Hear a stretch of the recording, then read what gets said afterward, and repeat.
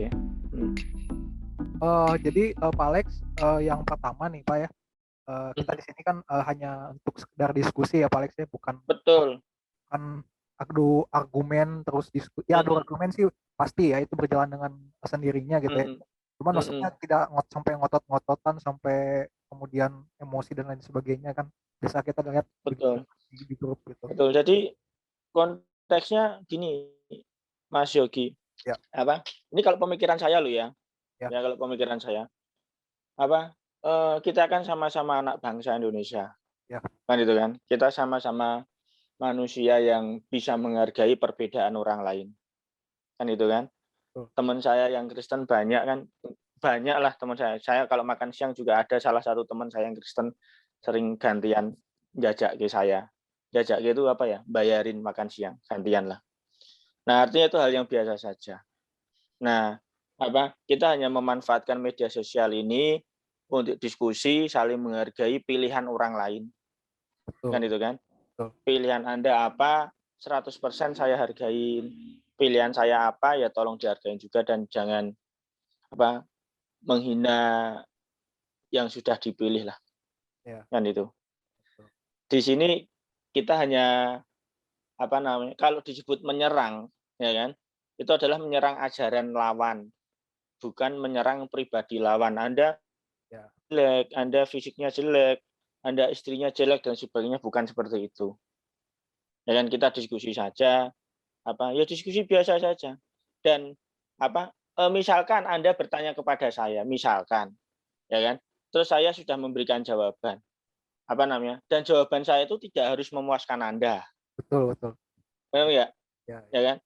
Apa, ya saling menyanggah boleh, tetapi nggak ada jawaban saya harus memuaskan sesuai keinginan Anda, ya nggak ada. Untuk ya. apa seperti itu, kan gitu.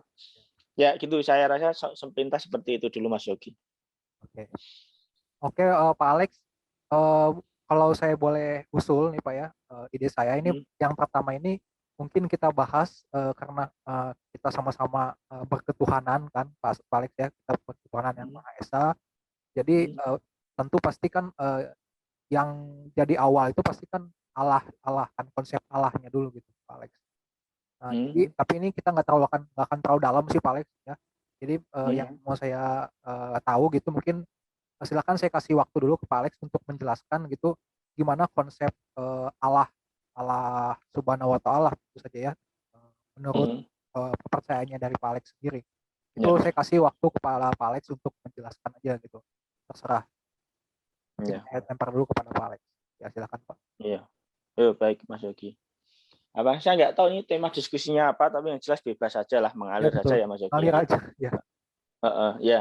Apa dan apa, saya sekali lagi saya bukan ustadz, saya hanya pendidikan formal saya semuanya formal. Pendidikan latar belakang saya formal, SD, SMP, SMA, kuliah formal, dan kerja saya juga di sektor formal. Nah, artinya saya nggak ada ahli Islam di sana dan saya juga nggak ada ahli Bible.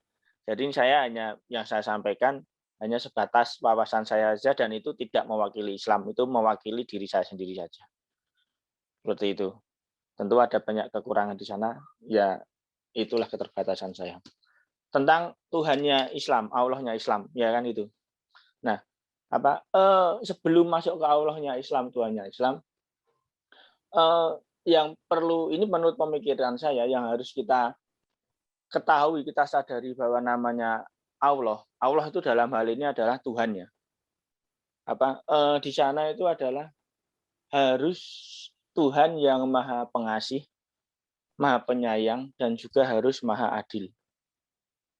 Seperti itu. Nah, di sana apa? Itu syarat satu dan syarat keduanya kalau di Islam itu adalah lam yalid walam yulad walam yakulahu kufuwan ahad, ya. Dia tidak beranak dan tidak diperanakkan dan dia tempat orang bergantung kepadanya.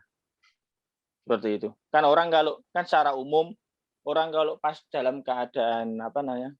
Keadaan susah, ya kan? Saat keadaan teman-teman kita pada meninggalkan kita, kita terhimpit hutang atau kita ada permasalahan apapun itu yang susah, kita pasti akan saat itu pasti kita akan dekat dengan Tuhan. Ya Tuhan, mengapa kok seperti ini nasibku? Apa salahku? Kok aku didolimi orang lain seperti ini? Nah, itu kan Tuhan tempat bergantung, ya kan? Nah, itu kalau definisi Tuhan di sana bukan, Tuhan adalah pencipta, ya kan? Pencipta di sana adalah bukan makhluk, kan gitu kan? Kalau makhluk itu adalah ciptaan. Jadi di sana harus ada bordernya, harus ada batasnya yang jelas. Apa yang disebut ciptaan, apa yang disebut dengan pencipta. Saya rasa kalau di Islam hanya sesederhana itu saja kalau kalau Tuhan kurang lebihnya. Seperti itu Mas Yogi. Ya, terima kasih Pak Alex. Ya sudah cukup jelas ya. Jadi konsep Islam dan saya juga memang sudah beberapa kali diskusi gitu ya dengan orang-orang yang saya cintai, orang Muslim gitu ya, teman-teman saya. Ya memang kurang lebih lah seperti itu gambarannya yang seperti tadi Pak Alex sampaikan. Ya. Oke, kalau gitu sekarang izinkan saya Pak Alex ya untuk boleh menerangkan atau ya setidaknya memberikan gambaran mengenai Allah orang Kristen. Ya. Sebenarnya masih ada sedikit perdebatan Pak Alex ya, apakah Allah yang disembah oleh orang Kristen dan juga Allah yang disembah oleh orang Muslim itu adalah sama-sama satu Allah gitu. Ada yang bilang sebentar Mas Yogi, sorry. Anda Kristen Protestan ya, biar saya tahu, bukan Kristen Katolik ya? Betul, ya. Kristen Protestan. Oke, monggo. Oke, dilanjut silahkan. Memang masih ada perdebatan ya untuk itu gitu. Itu masih bukan perdebatan, mungkin perbedaan pendapat seperti itu ya. Nah, cuma saya ingin menjelaskan saja berdasarkan Alkitab ya. Jadi yang pertama Pak Alex, kalau tadi disebut bahwa Allah itu dia maha kuasa, dia maha adil dan sebagainya, itu pun sama. Makanya tadi saya bilang Allah Kristen juga ada juga pandangan bahwa memang Allah Kristen dan Islam itu pada mulanya memang sama begitu ya, menyembah satu Allah itu. Hanya mungkin yang berbeda ya setelah perkembangannya itu tadi ya. Nah, itu pandangan, ada orang yang berpandangan seperti itu. Tapi saya sendiri gitu ya, mungkin akan menjelaskannya dari sudut yang lain, Pak Alex. Nah, jadi kalau kita lihat di dalam Bible, di dalam Perjanjian Lama ya, kapan pertama kali Allah memberikan atau kapan lebih jelasnya gitu ya, Allah itu menampakkan atau memberitahukan identitasnya kepada manusia secara langsung gitu ya, dan secara jelas gitu, secara gamblang ya. Itu saya menemukan di dalam Keluaran Pak Alex, di dalam Keluaran. Mungkin Pak Alex nggak tahu saya udah pernah lihat ayat ini atau belum gitu ya. Tapi dari sinilah pertama kali diketahui nama Allah Kristen, maksudnya Allah orang Yahudi juga kan diketahui itu sering disebutkan Yahweh ya, YHWH gitu ya, atau ya itulah ya, atau Adonai gitu. Itu ya YHWH kan awalnya. Itu saya kasih ayat dari Keluaran pasal ke-3 sebentar, saya kasih ayatnya ya Pak.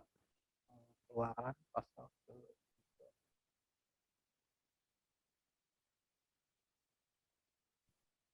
Nah, bisa lihat share screen nggak ini Pak Alex? Bentar ya.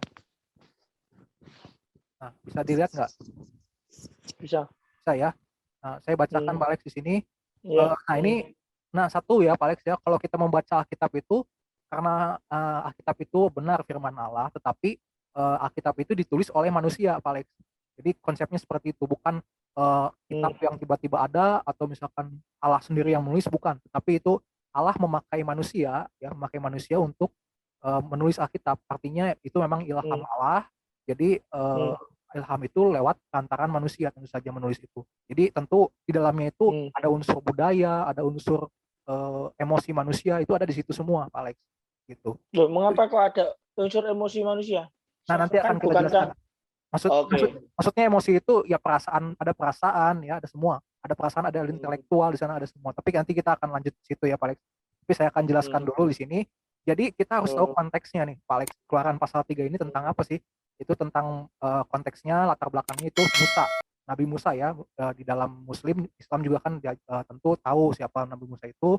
Tapi di sini dia diceritakan ya, atau sejarahnya itu dia sedang ada di Midian ya, di Midian, di Gunung Horeb ya. Sini Gunung Horeb itu ngapain sih? Dia datang kepada di sini dibilang mertuanya ya, Yitro namanya. Terus dia menggembalakan kambing domba. Kenapa dia ada di sana? Karena sebelumnya kan Musa itu kan ada di ini ya, apa namanya, di Mesir ya. Terus dia melarikan diri. Kenapa? Karena dia ketahuan ya membunuh apa namanya, orang di sana ya. Kemudian dia lari ke sini gitu. Dia lari ke sini, datang ke mertuanya. Nah, kemudian di sinilah dia bertemu dengan YHWH atau Allah sendiri itu, ya, Allah sendiri. Nah, di sinilah Allah pertama kali dengan jelas memberikan identitasnya, ya, dengan jelas memberikan identitasnya itu kepada Musa, yaitu dengan perantaraan semak yang terbakar, semak yang terbakar. Saya kasih itunya, saya kasih ayatnya di sini sebentar. Eh, nah,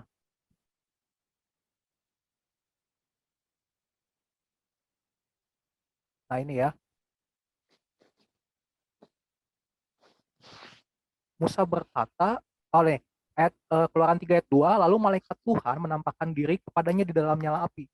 Malaikat Tuhan ya, di sini artinya malaikat huruf M besar dan Tuhannya juga besar. Artinya ini malaikat Tuhan itu Tuhan yang datang ke bumi dalam wujud malaikat. Karena Tuhan diyakini bisa mewujudkan, berwujud apa aja, itu kan namanya Allah ya. Dia mau jadi malaikat, bisa mau jadi, bahkan kita ketahui dia datang sebagai manusia kan ke bumi. Di dalam konsep Kristen tentu saja itu haknya Allah. Oh, berarti bentar, berarti Tuhannya Kristen pernah berwujud malaikat juga ya dari itu tadi ya? Oh iya, iya pernah, wujud Hmm. malaikat pernah. Ya, lalu malaikat Tuhan menampakkan diri kepadanya di dalam nyala api yang keluar dari semak duri, ya, dari semak duri. Lalu ia melihat dan tampaklah semak duri itu menyala tetapi tidak dimakan api. Terus Musa berkata, baiklah aku menyimpang ke sana. Artinya untuk memeriksa ya. Nah, kemudian Musa ke sana, lalu Tuhan menyuruh dia untuk tidak tidak dekat-dekat. Kenapa? Karena di situ dibilang adalah tanah yang kudus, karena tentu Allah ada di sana.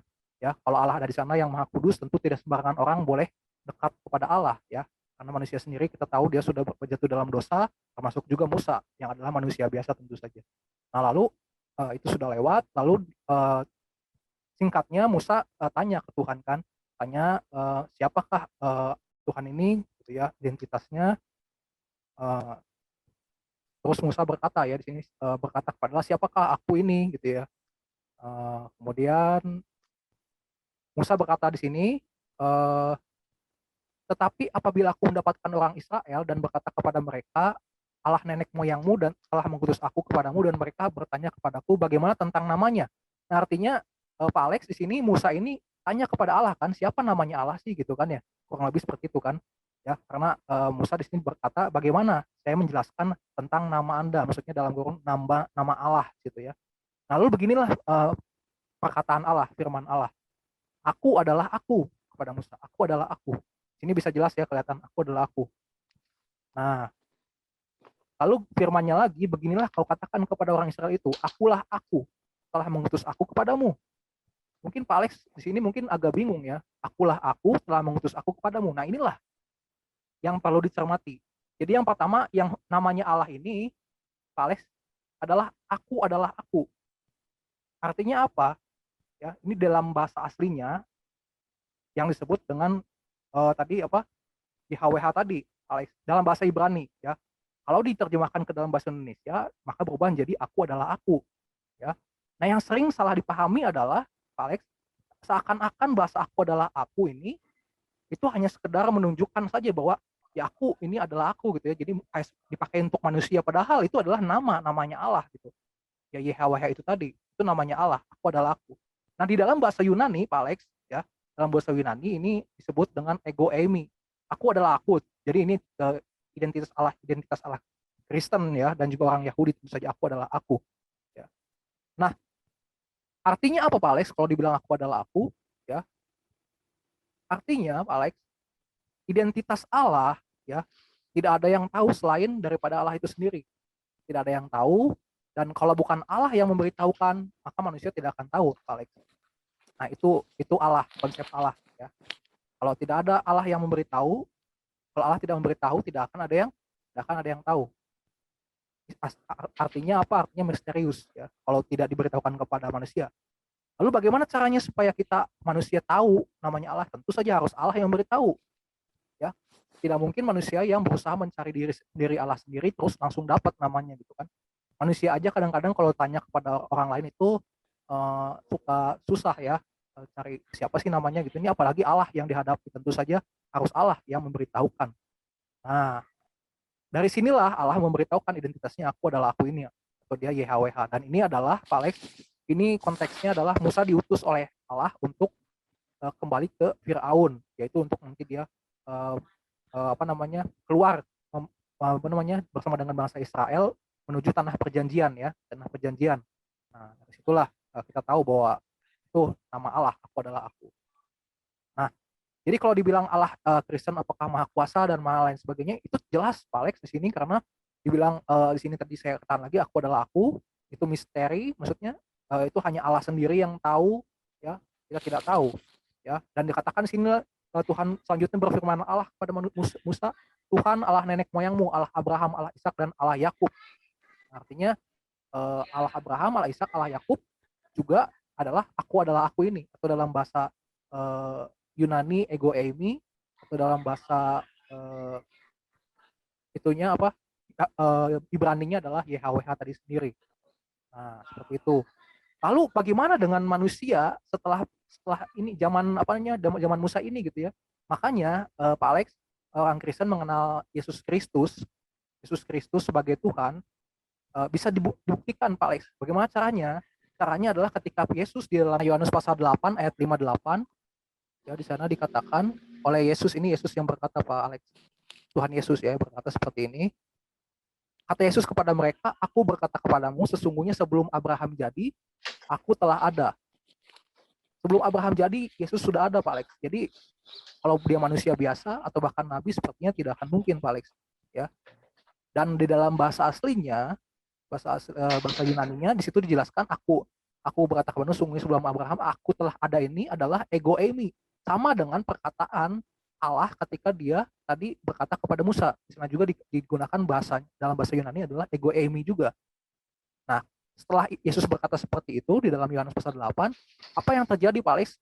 Di sana respon para orang-orang yang di sana, mereka mengambil batu untuk melempari dia.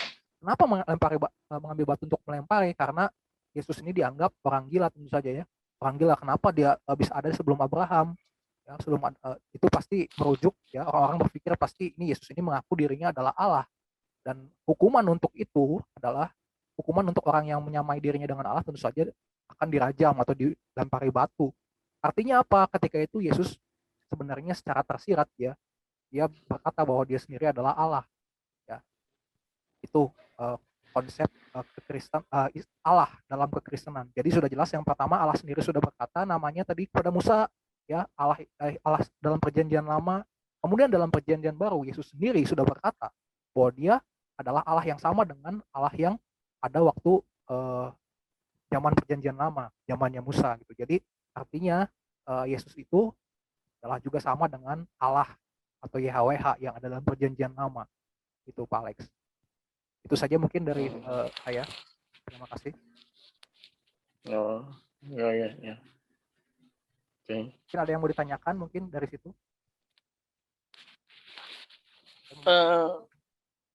Apa ya yang mau ditanya?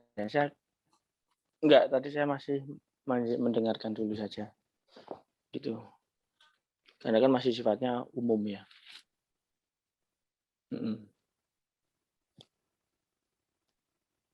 Terus yang tadi saya menanyakan apa tadi ya? Yang pas Anda ngomong tuh saya tanyakan di tengah jalan tadi loh. Di tengah jalan. Oh, yang tentang ini ya, apa namanya? Emosi tadi ya, yang Alkitab ditulis dengan emosi gitu ya. Iya, Iya, tentu saja Pak Alex, kenapa? Mungkin ada yang mau ditanyakan? Ya, bukan, maksudnya kan Anda mengatakan kalau Bible itu adalah apa? Kurang lebih ya, itu omongan Tuhan yang diilhamkan kepada manusia dan manusia itu menulisnya. Kan itu ya? Ya. Nah, tapi kalau Anda mengatakan tentu dalam penulisan itu ada emosional manusia itu. Betul. Kurang lebih. Nah, maksudnya emosional manusia itu apa? Bagaimana itu? Betul. Kan harusnya ya tinggal menuangkan saja, bukan nggak usah memakai emosional daripada si manusianya gitu loh. Iya, betul. Nah, ini sebenarnya panjang ya maksudnya. Tapi saya kasih perumpamaan aja mungkin untuk Pak Alex supaya lebih gampang gitu. Pak Alex, setiap manusia itu kan ada yang maksudnya kenapa sih manusia itu sejak awal itu tidak berbuat baik saja, Pak Alex? Tidak berbuat baik saja. Kenapa dia harus ada yang berbuat dosa, ada yang berbuat salah gitu ya, ada yang memang dia benar gitu. Ada yang ikut jalannya A, ada yang ikut jalannya B.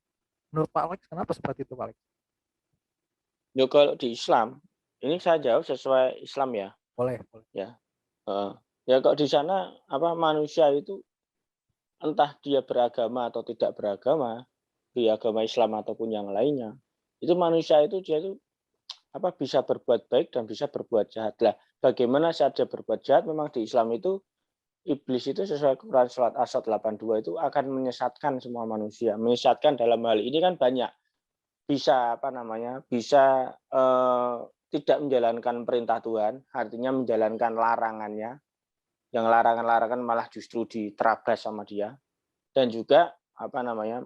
Menyesatkan dalam hal ini adalah perbuatan jahat-jahat itu yang seolah-olah baik. Katakan apa mencuri, korupsi ataupun pemerkosaan dan sebagainya. Itu seolah-olah baik di mata manusia itu, padahal sebenarnya itu adalah jalan menuju ke neraka. Kan seperti itu. Makanya di sana ya orang ya bisa berbuat baik dan juga bisa berbuat jahat. Seperti itu, entah beragama atau tidak beragama. Ya berarti simpulannya berarti setiap orang punya pilihan kan, Pak Alex? Apakah dia mau berbuat baik atau berbuat jahat gitu ya? Iya, Apakah dia mau mhm, pilih jalan satu apa jalan dua dan lain sebagainya gitu. Nah, itu betul artinya apa, Pak Alex? Artinya manusia punya kehendak bebas, benar nggak, Pak Alex? Dia tidak betul. dia tidak berpatokan atau tidak seperti robot. Gitu ya. Kalau robot kan hanya tinggal disetel, komputer hanya tinggal disetel di sistem gitu ya. Iya, Kalau aja udah jalan. Nah, seperti itu juga manusia, Pak Alex, ketika dia menuliskan tulisan. Nah, apakah Allah seperti mengontrol manusia gitu ya, menginstal istilahnya, terus memasukkan setiap firmannya kepada otak manusia, terus sama manusia hanya tinggal menulis saja? Kan enggak ya, manusia punya otak, punya perasaan, dan itu dilibatkan oleh Allah, diizinkan dilibatkan.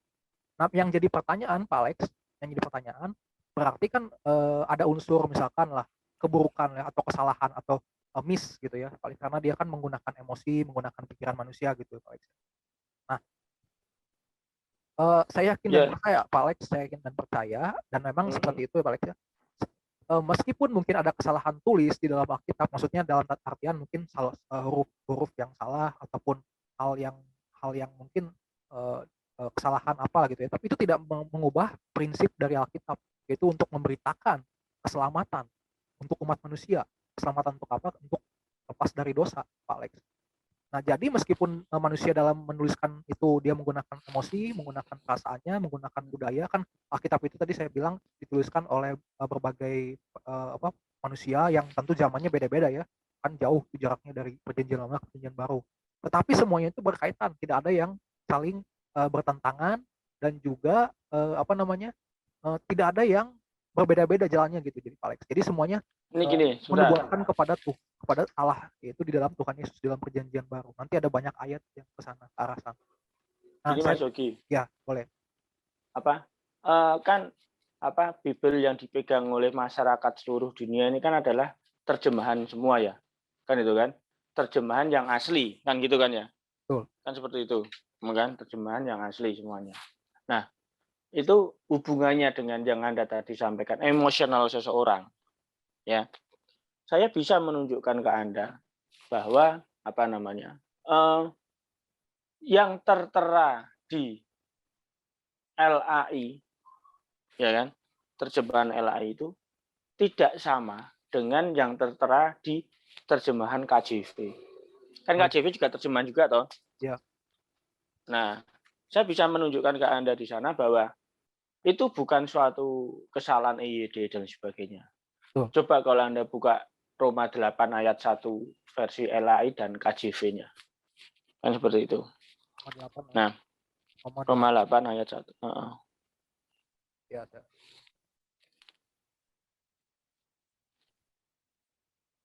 Versi terjemahan baru ya. Hmm. Demikianlah sekarang tidak ada penghukuman bagi mereka yang ada di dalam Kristus Yesus. Nah, titik ya itu selesai itu. Betul, ya, Tidak ada penghubungan bagi yang dalam Kristus Yesus. betul. Sementara kalau dari KJV ayat Roma 8 ayat 1 ada bisa Anda tampilkan? Bisa nggak?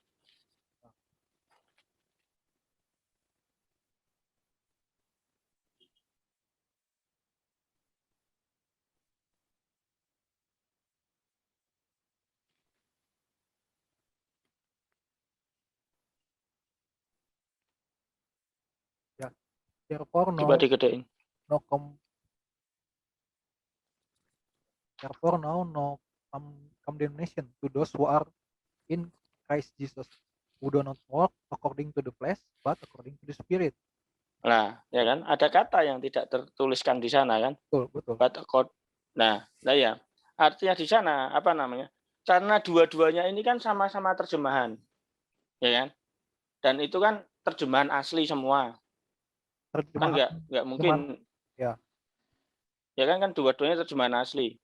Ya. Nah, saya nggak tahu yang menambah-nambah itu KJV atau yang menambah-nambah itu LAI. Kan seperti itu. Ya. Atau LAI yang mengurangi, maksud saya, sorry. Ya, mengurangi. LAI yang mengurangi terhadap kata-kata yang ada. Ya. Kan di sana. Karena di sana klaim daripada masing-masing otoritasnya adalah terjemahan yang asli. Kan seperti itu. Walaupun saya tahu banyak juga orang Kristen yang tidak sependapat dengan terjemahan LAI tersebut. Kan itu. Artinya ya yang tertulis dalam LAI itu tidak semuanya orang Kristen secara umum ya. Itu adalah setuju dengan yang dituliskan oleh LAI. Buktinya apa? Buktinya jelas tanpa ragu aja menyebutkan ada bahasa dewa. Kan seperti itu. Dan artinya tidak semua orang Kristen itu menyetujui dengan tulisan yang terjemahan oleh LAI. Nah, kembali ke yang Anda sebutkan tadi. Nah, makanya karena Anda tadi kan mengatakan tentang emosional seseorang lah dalam menuliskan lah, itu kan di sini yang saya bukti tunjukkan ke Anda itu kan emosional seseorang dalam menuliskan. Iya. Ya kan? Saya tidak tahu apakah LAI itu dalam menerjemahkan ke dalam bahasa Indonesia itu dia mengambilnya dari mana? Bisa jadi bukan dari KJV, bisa jadi langsung dari Ibrani atau Yunaninya, ya. Kan seperti itu. Ya. Tapi saya juga nggak tahu KJV itu juga nulis itu dari mana, source-nya dari mana, kan seperti itu. Nah makanya kan di sana ada sisi emosional seseorang yang menurut si penulis. Ya kan, dalam hal ini otoritas KJV atau otoritas LAI, ya kan. Nah, menurut si penulis ya hanya sebatas ini saja, sebatas sesuai LAI. Sementara menurut si KJV otoritasnya dia seperti itu. Nah, seperti itu kan apalagi ini kitab kan sudah 2000 tahun yang lalu, ya kan, 2000 tahun yang lalu. Di mana ini setahu saya, kalau salah silahkan Anda koreksi atau Anda informasikan lebih. Jelas ada banyak Bible bahasa, entah bahasa Batak mungkin ada juga kayaknya kalau salah. Bible bahasa Jawa kayaknya ada deh kayaknya. Kan itu kan. Nah, kan derajatnya kan sama toh, entah bahasa Batak, entah bahasa Indonesia, entah bahasa Jawa. Ya kan? Itu kan derajatnya itu kan sama terhadap Bible tersebut. Kan itu kan. Nah, tapi di sana sosnya dia ngambilnya dari mana itu orang-orang yang menerjemahkan ke berbagai bahasa di dunia ini.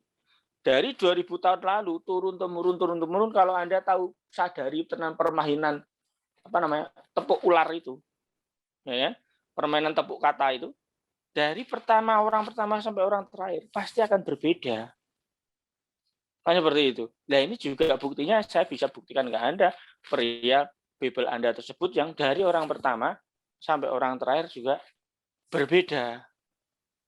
Seperti itu loh. Itu menurut saya seperti itu gitu loh. Karena Anda tadi kan menyebutkan emosional seseorang, jadi saya terpikirkan tentang itu. Gitu, Mas. Betul. Siapa namanya Anda, Mas? Tadu. Yogi, ya, Yogi. Yogi, sorry. Iya, tidak ada masalah. Itu memang ternyata faktanya seperti itu ya. Ini sudah nyata-nyata, ini sudah jelas beda. Nah, kembali lagi tadi saya katakan di awal, Pak Alex, saya sudah jelaskan bahwa kitab itu ditulis dengan latar belakang atau konteks sesuai dengan konteks.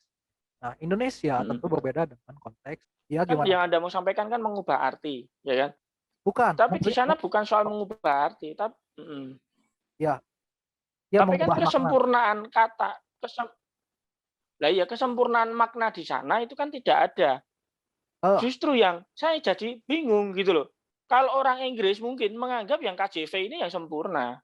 Nah, sementara kalau orang Indonesia, ya kan, Betul. apa ya dia mau mengatakan yang LAI itu yang sempurna? Karena jelas ada kalimat yang tidak tertera di dalam apa? Betul. Di dalam LAI, Betul. Ya. gitu loh. Nah, gini Pak Alex, Gitu. gini, apa namanya? Apa Hmm. kesempurnaan ya Pak Alex ya. Kalau diubah atau maksudnya kalau ditambahkan atau berusaha dikurangkan, saya yakin itu tetap sempurna Pak Alex. Kalau itu Mhm. ditambahkan satu kata apapun, dikurangi, tetap intinya, kalau intinya sudah sempurna ya sudah sempurna Pak Alex gitu. Berbeda dengan Mhm. misalkan ada kalimat yang tidak sempurna, lalu ditambahkan. Nah, itu jadi sempurna. Berarti kalimat yang sebelumnya tidak sempurna. Itu kan Pak Alex ya. Berarti ada kekurangan di kalimat sebelumnya. Tetapi kalau memang intinya sudah sempurna, mau ditambahkan apapun itu gitu ya Pak Alex, itu akan tetap sempurna.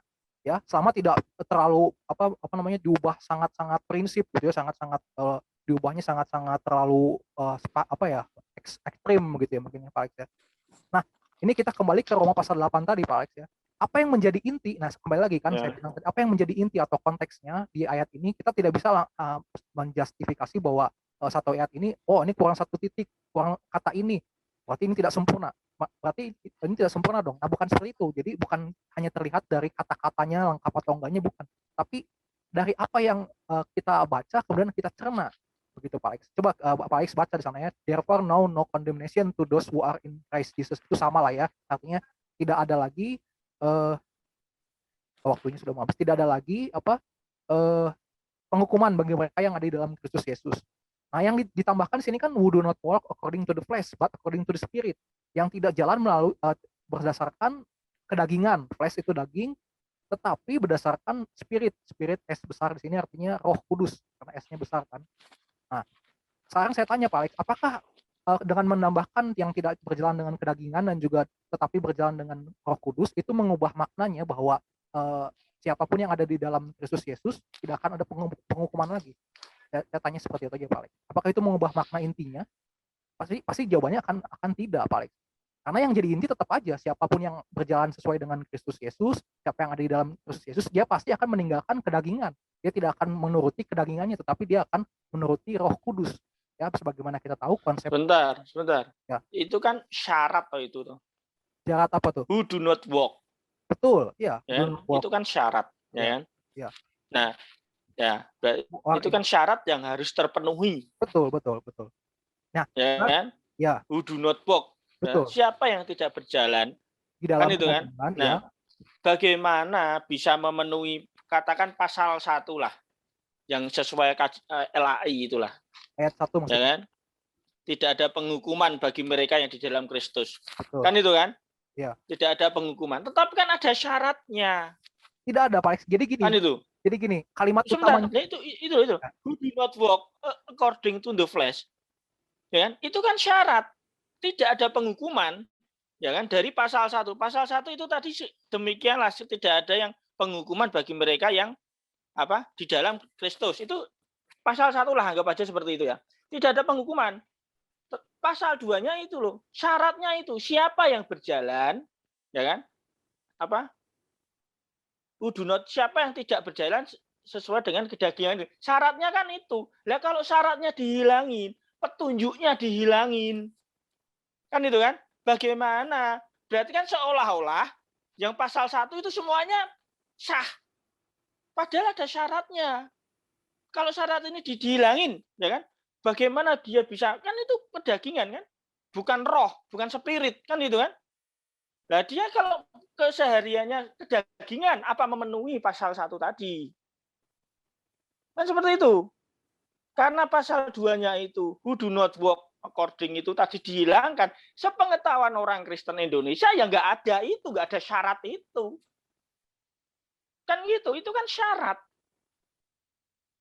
Pasal 1 bisa terpenuhi benar bila memenuhi syarat pasal 2 itu tadi. Lah pasal 2-nya nggak ditunjukkan oleh LAI, ya orang Indonesia ya tahunya cuman apa namanya? Orang Indonesia tahunya hanya selamat gitu aja di dalam Kristus Yesus. Padahal kan ada syarat dan ketentuan berlaku kalau diskon itu kan seperti itu. oke. Kan gitu. Kalau menurut saya memahaminya seperti itu. Terima kasih Pak Alex ya. Sekali lagi saya tegaskan yang di sini yang penting itu adalah Pak Alex, syaratnya bukan ada di sini Pak Alex ya. Maksudnya ya ini boleh termasuk syarat, tapi syarat utama kita lihat di sini adalah yang ada di dalam Kristus Yesus. Yang ada di dalam Kristus Yesus sekali lagi. Ya, bukan bukan sekedar orang KTP Kristen. Sekali lagi itu bukan orang sekedar KTP Kristen ya, tetapi yang ada di dalam Kristus Yesus. Jadi meskipun dia KTP-nya katakanlah Islam, Buddha dan lain sebagainya macamnya, tapi kalau dia percaya, yakin dengan Kristus Yesus, dia lakukan dalam kehidupan sehari-harinya, itulah yang disebut dengan Kristen sejati. Saya katakan Kristen ya, benar-benar Kristen. Lah ini di sini biasa orang Kristen Indonesia mengatakan Kristen sejati dan Kristen KTP. Ya Ini memang ya betul. di pasal ini gitu loh. Ya, sebentar, Pak Alex, Kan saya gitu selesaikan kan? dulu. Saya selesaikan dulu ya, Ya. sebentar, Pak Alex ya. Orang bisa Saya selesaikan dulu boleh ya, Pak Alex? Ya. Tadi saya jelaskan. Jadi intinya dalam ayat ini bukan hanya sekedar tadi voodoo network atau apa yang tidak berjalan menurut daging dan juga roh, tetapi yang utama adalah ada di dalam Kristus Yesus. Nah, LAI sudah benar Pak Alex untuk bagian ini. Kenapa? Karena LAI menempatkan surat Roma ya dalam urutannya itu sesudah perkataan Tuhan Yesus. Nah, saya bisa kasih ayat di mana Tuhan Yesus berkata bahwa bukan orang yang menyebut-nyebut Tuhan, nama Tuhan, tetapi orang yang menjalankan perintah Bapa di surga. Dialah yang bisa masuk kerajaan Allah ya. Dan Tuhan Yesus katakan dia dan Bapa adalah satu ya. Jadi artinya siapa yang menjalankan perintah Bapa, yang menjalankan kehendak Bapa, dia artinya dia menjalankan perintah Tuhan Yesus. Nah, artinya apa? Ada ataupun tidak kalimat ini yang tidak berjalan menurut berdasarkan daging, tapi berdasarkan Roh Kudus, di sini berdasarkan Roh Allah, tetap saja orang itu pasti akan berpikiran bahwa tentu yang ada di dalam Kristus Yesus ini adalah orang-orang yang menjalankan perintah Tuhan Yesus, menjalankan kehendak Allah Bapa. Ya, begitu. Makanya AI sudah benar menaruh surat Roma ini sesudah perkataan Tuhan Yesus di dalam Yohanes. Berbeda halnya kalau Roma ini ditempatkan di awal, orang pasti akan kebingungan karena dia belum baca tentang perkataan-perkataan Tuhan Yesus. Dia udah keduluan baca tentang ini, pasti dia akan bingung. Loh, kok syaratnya hilang gitu ya. Nah, kalau dia sudah baca perkataan Tuhan Yesus, tentu dia akan bisa melihat, oh ternyata yang disebut dengan orang yang bisa masuk surga, orang yang diselamatkan itu orang-orang yang melakukan kehendak Allah, kehendak Tuhan Yesus. Nah, artinya kalau dia sudah memahami itu, Pak Alex, dia tentu saja tidak akan berjalan menurut kedagingan tadi. Tentu dia akan berjalan menurut Roh Kudus, ya. Karena tidak mungkin orang yang sudah benar-benar percaya kepada Tuhan Yesus itu akan berjalan dengan kedagingan. Kedagingan sini maksudnya dengan kehendaknya sendiri, tidak. Pasti dia akan berjalan dengan sesuai kehendaknya Allah. Ya, tadi saya bilang itu dengan Roh Kudus gitu. Yang tadi Anda sampaikan saya sudah dapat poinnya. Ya. Dapat ya. Ya. Jadi gimana mungkin tanggapan dari Pak Alex, mungkin saya kembalikan lagi atau mungkin kita pindah ke topik yang lain lagi? Ya, pindah ke yang lain nggak apa-apa. Tadi yang Anda sampaikan, ya saya juga setuju ya. Yang kesimpulan Anda tadi itu loh, bahwa ada yang tidak tertera dalam LAI, dalam Roma 8 ayat 1 tadi, ya kan? Seperti yang di KJV, kan itu kan. Nah, tetapi di sana itu tidak mengurangi daripada esensi dari 8 ayat 1 itu tadi. Kan Anda sampaikan seperti itu, karena sudah ada ayat lainnya yang mendukung terhadap eksistensi daripada Roma 8 ayat 1 versi LAI. Betul. Terus yang kedua tadi saya tambahkan lagi bahwa dalam hal ini LAI sudah benar Pak Alex, karena apa? Karena surat Roma ditulis sesudah tulisan perkataan Tuhan Yesus ya. Di dalam Yohanes kan urutannya kan Yohanes dulu, Injil-Injil, baru kemudian surat Roma. Jadi artinya pasti pembaca Alkitab itu kalau dia baca dengan berurutan pasti dia akan lebih dulu menemukan perkataan Tuhan Yesus kan.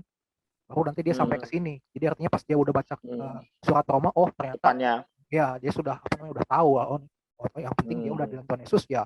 Ada tambahan ini seperti ini ya pasti udah tahu lah maksudnya apa gitu kan. Oh ya. Nah, seperti itu. Jadi sudah tepat apa yang sudah lakukan.